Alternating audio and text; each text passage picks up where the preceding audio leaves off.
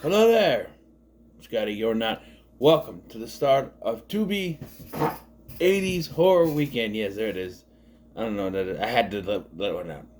If I sit on a fart, it'll just build up. So we're starting with the 1980 cult classic Maniac, starring Joe Spinell and directed by William Lustig. Yes, this is a movie that I've mowed over wanting to watch and review for a long time. But I've always said, nah, I don't want to do it. This and Henry Portrait of a Serial Killer are two movies I've heard a lot about, a lot of good things, but I've seen clips.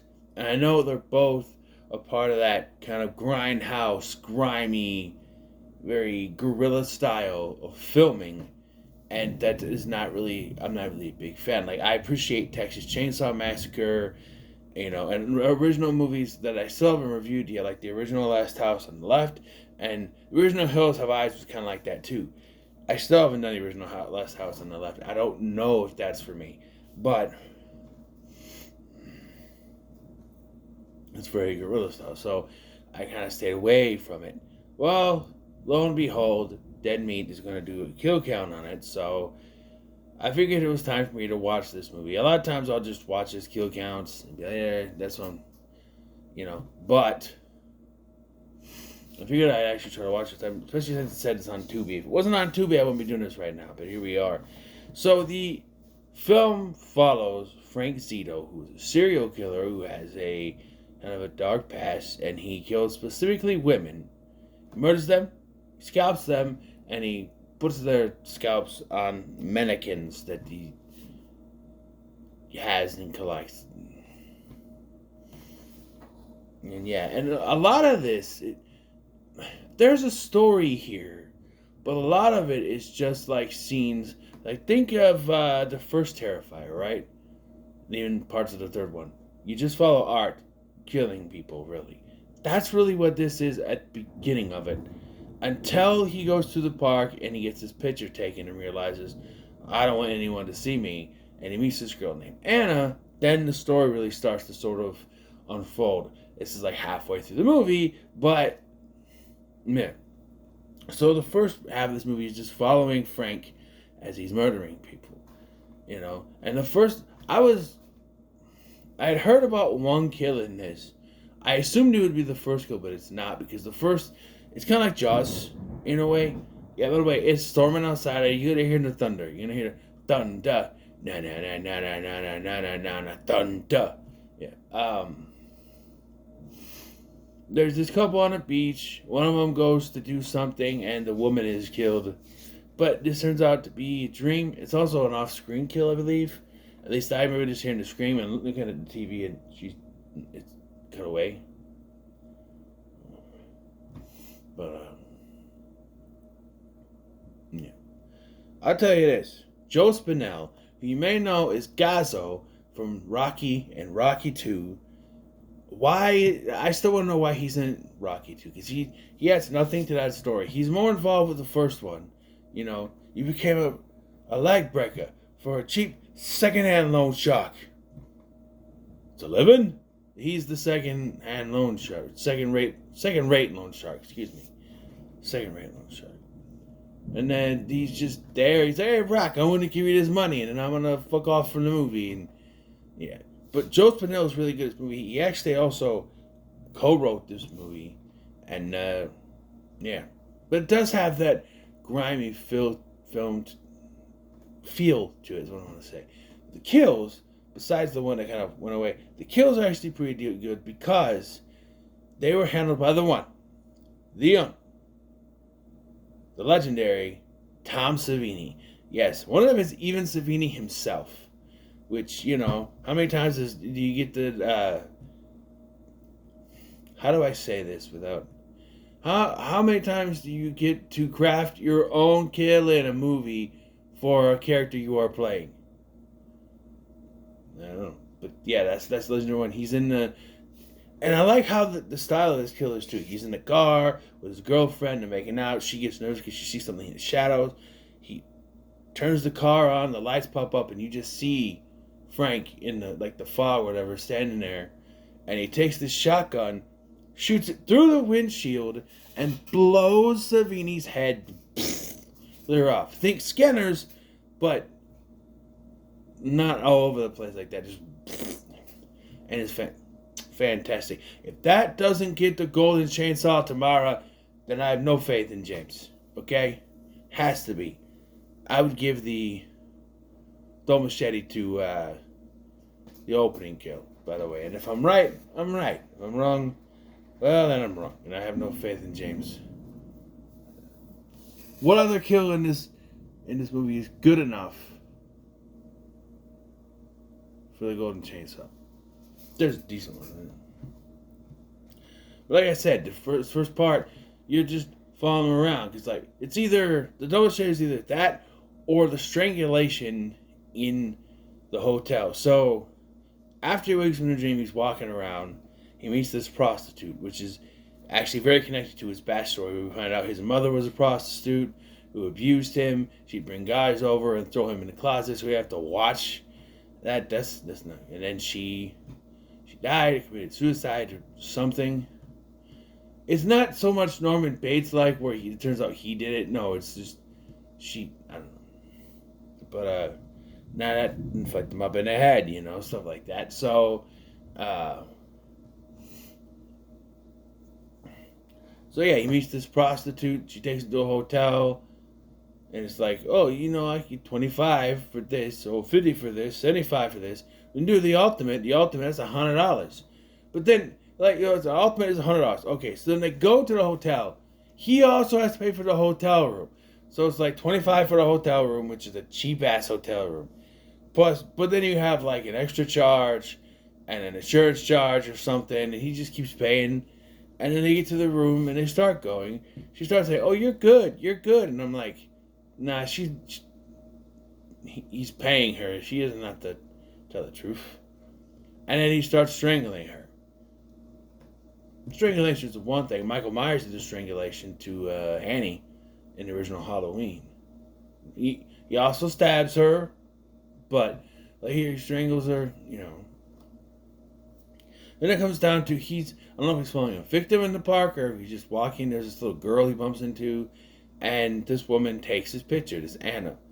And he realizes that, he doesn't want his picture there, so he follows her, and he happens to actually fall in love with her, but he sees that there's also another man in her life, which gets him, And I think his situation also is that because he was an only child, maybe he became possessive of his mother, but then all these other men were getting her attention. That could lead to maybe he has something to do with her death. They don't come out and say it. It's also very kind of mysterious in that way. But yeah, he kind of gets attracted to this woman. He does kill another woman who's at the gallery. He shows up. He introduces himself. Like, "Hey, you took my picture. My name is Frank. You took my picture." He looks at the pictures, and she's like, "Oh, yeah, all these how come you only take pictures of women?" And she's like, "Oh, I didn't find women are prettier than men, just objectively. There are guys who chiseled out of stone or something, but He's like, "Well, I wouldn't sell them. I'd keep them." And I'm like, that there is a red flag of sorts, because it's like, yeah, but she wants to make money. You're a creep who wants to keep, But they sort of have this thing going on.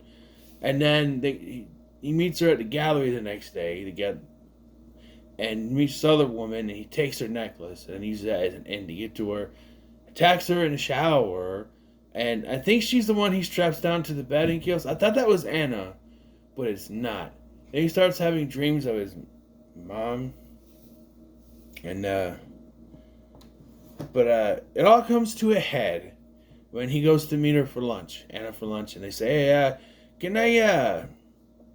can we stop by the cemetery? I want to visit my mother's grave. I always bring her flowers on Christmas." And I'm like, so this is a Christmas movie, right? It's a Christmas movie. This is where it goes ball to the wall. Because I want to point out, though, before I keep going, that he does kill Savini it's the woman he was after because he takes their scalps and put it on the mannequins, you know. Uh, but he starts freaking out at his mom's grave. You know, I'm good enough, or whatever he's saying, and, you know, and then he just starts to attack Anna, chasing her around. He does not kill her because he gets away and he goes back home. And then he hallucinates that all the mannequins are going after him. Now, this is very of its time, so you don't really see, like, it looks like they're coming after him, you know, and killing him. And then when the cops show up, it actually is revealed that he actually committed suicide. So, yeah. If I can just nitpick for a moment, this feels like either they, you know, because this is something similar to the original ending of Clerks. Not that I want to compare William Lustig to Kevin Smith, but Kevin Smith didn't know how to end his movie, so he had Dante get shot. Which, if you hear him in interviews, he said, well, the idea was, you know, early on, he said, I didn't know how to end it. I didn't know what I was doing. I was a kid, you know. But now he's like, well, you know what? It was like an artistic choice. He's kind of owning up to it now. Artistic choice. I did it because it makes sense. He keeps saying he's not supposed to be there. He's having a crappy day. So how do you end that? You're not supposed to be there, and he gets shot. Okay.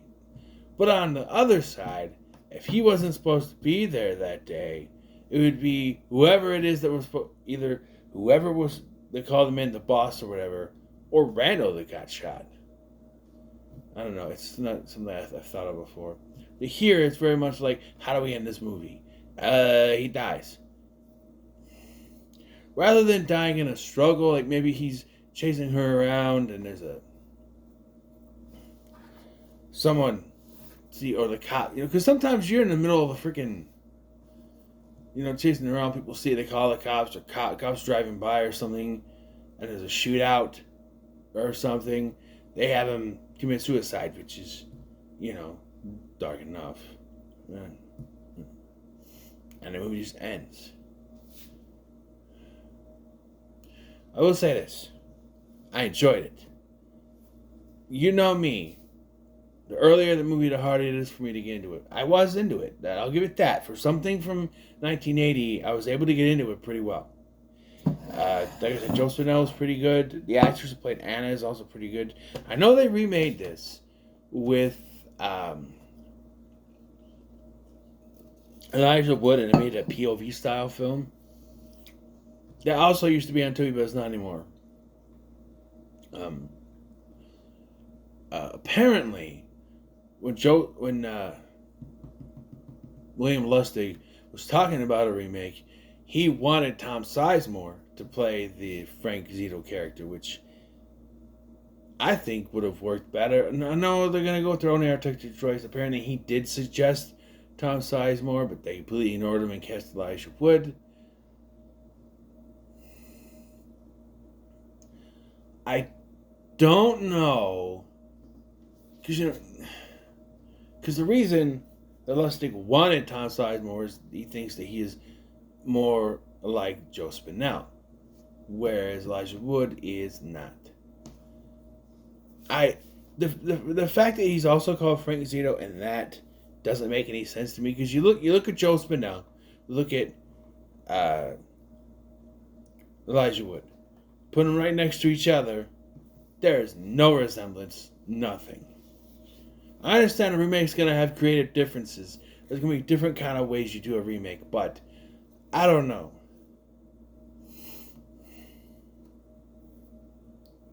Yeah, like casting Pee Wee Herman as Batman. How I'm the Dark Knight.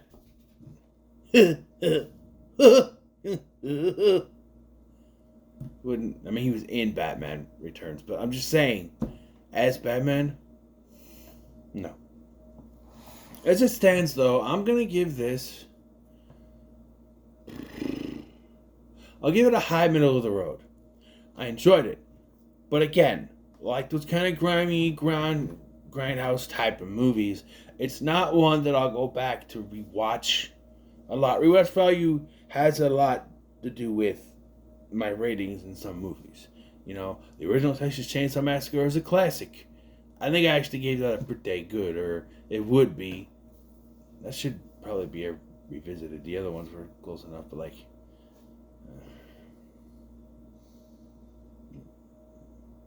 but I don't know. This is Texas Chainsaw Massacre. This is Maniac.